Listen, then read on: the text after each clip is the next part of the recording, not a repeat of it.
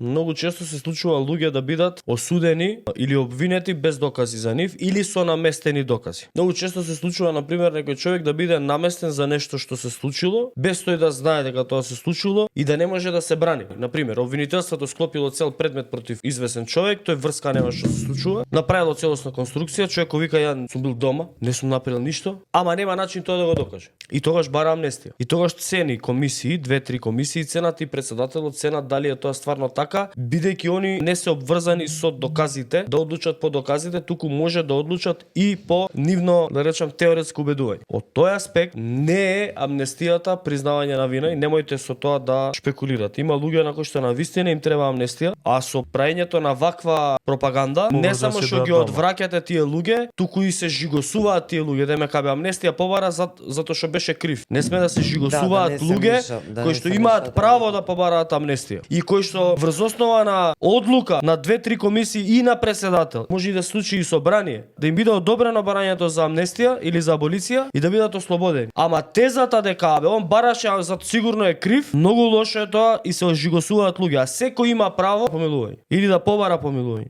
И не сме да се жигосуваат луѓе на тој начин.